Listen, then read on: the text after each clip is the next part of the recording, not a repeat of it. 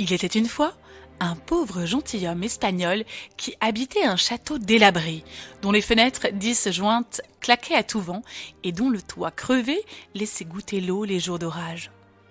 C'était à peine si le maître des lieux s'en rendait compte, car il passait son temps dans sa bibliothèque à dévorer des romans qui lui parlaient de princesses à sauver, de monstres à éventrer et de géants à pourfendre. Sa passion pour les légendes de chevalerie avait atteint de tels excès qu'il avait fini par ne plus toujours savoir où finissait la réalité et où commençait le rêve. Un beau jour, sa pauvre tête, si gonflée d'histoire, ne fut plus capable de faire la distinction. Il lui apparut clairement qu'il était un chevalier errant, que sa mission était de parcourir l'Espagne pour vivre des aventures et réparer les injustices. Mais tout chevalier dispose d'un casque étincelant et d'une monture fringante. Don Quichotte avisa donc un plat à barbe en métal et s'en coiffa. Un cheval ? Sa vieille jument, rossinante, avec ses côtes saillantes et ses jambes tordues, ferait le plus beau des destriers. Enfin, se devant d'avoir un fidèle compagnon d'aventure, il demanda à son domestique Sancho Panza de partir avec lui. L'autre hésita. Il voyait bien que tout ne tournait pas rond dans la tête du vieil homme. Mais ce projet semblait combler son maître. Et puis, Sancho était terriblement gourmand. Ce voyage lui offrirait sans doute l'occasion de ripailles bien arrosées, toujours plus copieuses en tout cas que dans ce château de courant d'air où il en était réduit à voler des oies aux paysans.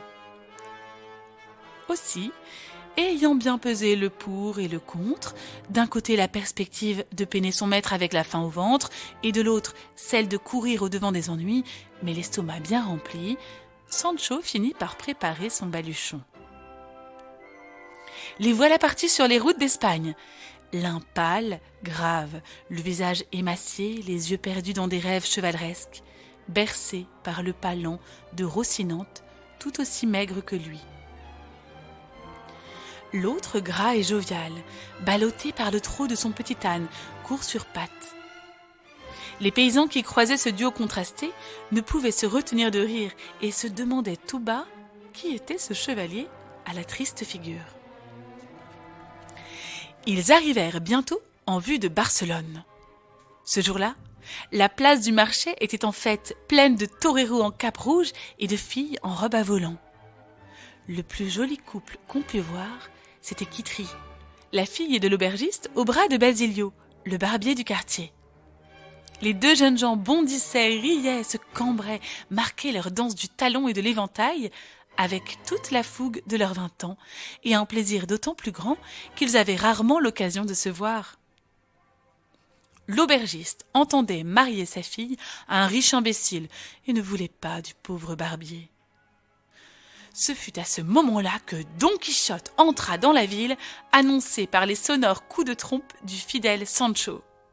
« Quelle superbe place forte !» se dit Don Quichotte. « Où est donc le châtelain ?» Remarquant l'aubergiste, qui le regardait d'un œil ébahi, il se jeta à ses pieds. « Votre prestance, messire, m'indique que vous êtes le seigneur des lieux. J'implore à vos genoux le gîte et le couvert pour un chevalier errant et son écuyer. » L'autre, ravi du compliment, les accueillit volontiers, donna de l'avoine à leur monture et les installa à table. Quand Quitri vint leur servir à boire, Don Quichotte retomba à genoux en extase. « Oh, mamie, je vous trouve enfin, vous, Dulcinée, la dame de mes pensées, la princesse dont parlaient mes livres. Votre beauté est plus incroyable encore que je ne l'avais rêvé. » Quitri éclata de rire, se dégagea, dit qu'elle ne s'appelait pas Dulcinée, qu'elle n'avait rien à voir avec une quelconque princesse et que son cœur était pris. Elle ne refusa pas de danser un menuet avec le vieil homme, dont les poésies d'amour enflammées l'amusaient beaucoup. Mais quand il commença à se montrer jaloux de Basilio, Quitri en eut assez. Ce père acariâtre, ce fiancé idiot qu'on voulait lui imposer, et par-dessus le marché, cet huluberlu envahissant, c'était plus qu'elle ne pouvait supporter. Quelques instants plus tard, l'aubergiste voulut quérir sa fille. Il la chercha en vain. Ni dans l'auberge, ni sur la place, ni dans la ville, ils ne purent trouver trace de Kitri et Basilio. On dut se rendre à l'évidence. Les deux amoureux avaient décampé ensemble. Gravement, Don Quichotte promit au seigneur des lieux qu'il lui ramènerait sa fille, la très noble Dulcinée, sur son honneur de chevalier errant, dût-il affronter les géants et les dragons. Comment retrouver une jeune fille brune aux beaux yeux noirs dans une région qui en est pleine? Autant chercher une aiguille dans une botte de foin. Mais la ténacité n'était pas ce qui manquait à Don Quichotte. Ils cheminèrent durant des jours, de fermes en hameaux, de sentiers en villages. Ils demandaient partout alentour si l'on n'avait pas vu passer deux jeunes gens ressemblant à Kitri et Basilio, et glaner parfois quelques indices. Un soir, la nuit tomba avant qu'ils n'aient eu le temps de gagner une auberge. Ils aperçurent au loin un grand feu d'où montaient des étincelles et des notes de musique. Les bohémiens qui campaient là les accueillirent avec plaisir, rirent beaucoup à l'histoire de Don Quichotte et les firent entrer dans leur ronde. Si seulement Don Quichotte avait été moins distrait et Sancho Panza plus perspicace, ils auraient remarqué parmi eux deux visages de connaissance encore plus gais que les autres, ceux de Kitri et de Basilio, fardés et déguisés comme des bohémiens. Mais le chevalier et l'écuyer étaient bien trop captivés par les danses, les chants, les envolées de jupes, les crépitements de tambourins et par la fougue de Graziosa, la fille du chef, qui tournoyait et ondulait souplement.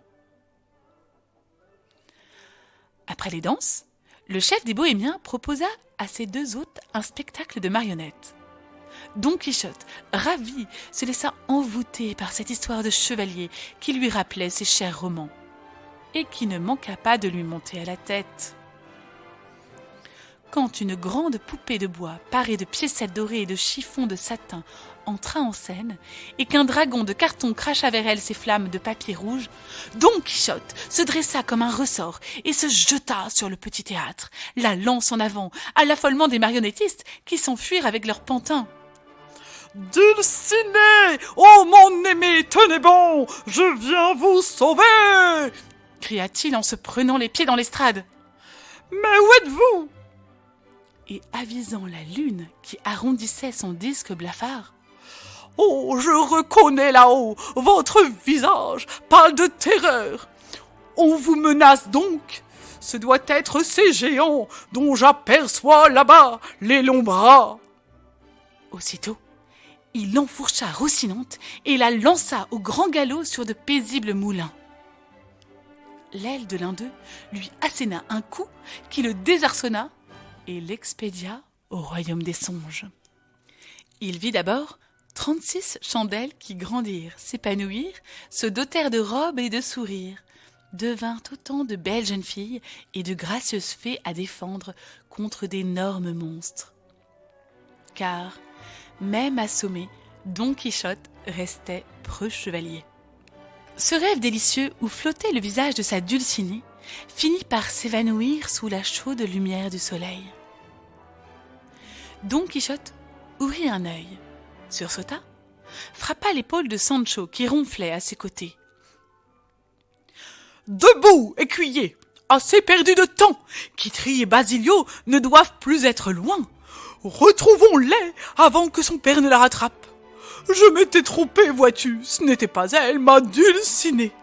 Elle est venue me voir en rêve, et elle est bien plus belle encore que Kitri. » Bien aise de ce rayon de bon sens qui traversait la cervelle de son maître, Sancho s'empressa de sceller leur monture.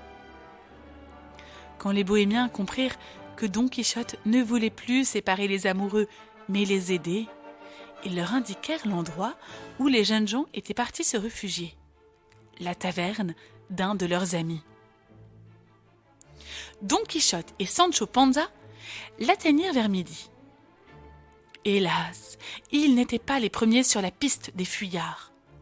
L'aubergiste était déjà là, accompagné du riche imbécile qu'il destinait à Kitri, et il vociférait des imprécations. « Jamais, m'entends-tu? Jamais tu n'épouseras quelqu'un qui n'a pas 3 sous. Ton Basilio te rendrait la vie si miséreuse que tu dépérirais. » Mais Basilio était un excellent comédien. Il sortit un petit poignard, fit mine de se le planter dans le cœur et tomba en se tordant de douleur. Kitri, qui avait bien compris la ruse, se jeta sur lui en pleurant. « Père, vous l'avez tué. Il ne lui reste plus que quelques minutes à vivre. Je vous en prie, laissez-moi l'épouser avant qu'il ne meure, pour que ses ultimes instants soient heureux. » Le père refusait encore. Outré, Don Quichotte n'y tint plus. « Quoi? Vous vous opposeriez aux dernières volontés d'un mourant? Je n'accepterai pas un tel outrage au code chevaleresque. » L'épée sous la gorge, blanc comme un linge, l'aubergiste accepta tout ce qu'on voulut.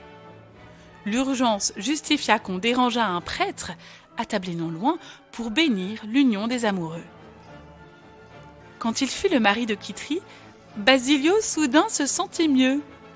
Il se releva comme si de rien n'était, époussa sa chemise où ne paraissait aucune trace de sang, embrassa sa femme et rit beaucoup.